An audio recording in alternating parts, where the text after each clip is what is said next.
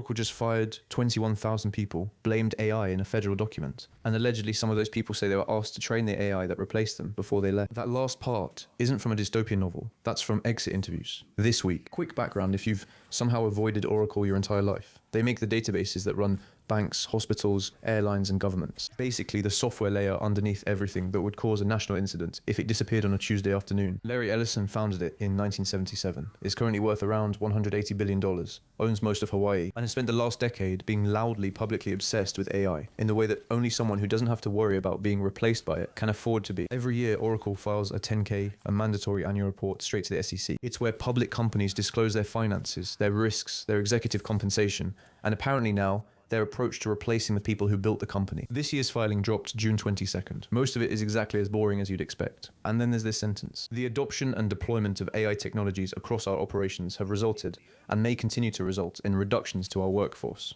Read it again slowly. Not restructuring, not optimizing, not right-sizing, which is a word someone invented in a conference room specifically to avoid saying the word fired. They wrote AI in a legal document submitted to the federal government where the penalty for lying is not a bad news cycle but an actual criminal charge. 21,000 people, 13% of their entire global workforce, gone in 12 months. And Oracle's lawyers looked at all of it and decided the most defensible thing to write was, AI did this and will probably keep doing it. Now here's the detail that takes this from a corporate story to something else entirely. Oracle didn't just fire people and quietly gesture at automation. Multiple workers who were laid off documented that in the weeks before their termination, they were asked by management to help train internal AI systems, walk the model through your workflows, show it how you handle edge cases, explain your process in detail. Then, once that was done, thanks, here's your severance package. Don't forget to return your laptop. Think about what that actually means operationally. Oracle identified the roles they wanted to eliminate. Before eliminating them, they extracted the institutional knowledge sitting inside those people, the stuff that takes years to build and can't be found in any manual, and fed it into a model. Then they let the people go. It is, from a purely business standpoint, an incredibly efficient process. From any other standpoint, it's the kind of thing that would be a central plot point in a film where the audience is clearly supposed to be rooting against the company. And Oracle isn't even the only one. This is happening across the industry. It just usually happens quietly. So where did the money go? Oracle spent $55.7 billion on data centers this fiscal year. That is a 162%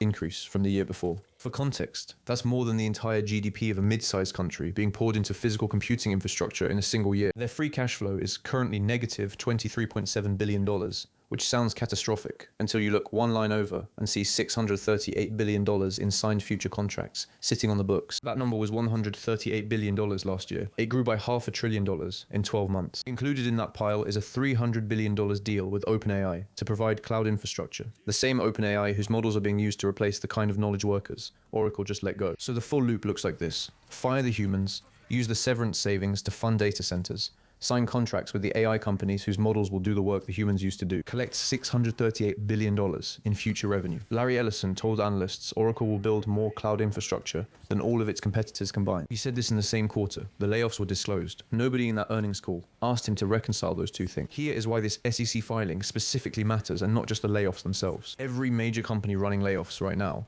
uses the same script: restructuring, strategic realignment, optimizing for the next phase of growth. It's a genre of writing that exists specifically to be read without retaining anything. The entire architecture of that language is plausible deniability. We didn't fire you because of AI. We fired you because of portfolio considerations and macroeconomic headwinds, which are also not your fault, but also not our fault. Good luck out there. Oracle skipped all of it. And that skip has consequences that go well beyond Oracle. When a company puts language into an SEC filing, it goes through legal review, board approval, and lands in a publicly searchable government database. Every other company's legal team can pull it up right now, read it, and use it as a precedent for their own disclosures. Oracle just established that AI reduced our workforce is a legally vetted, regulatorily approved, consequence-free way to explain a 5-figure headcount reduction to the federal government. Not Oracle specifically. What Oracle made possible for every other company filing their 10K in the next 12 months. The template is live, it's already being copied, and the filing doesn't stop there. Oracle also disclosed, and this part is almost impressive in its honesty, that they knew these layoffs could cause shortages of sufficiently skilled employees, loss of institutional knowledge, and damaged morale. They listed the downsides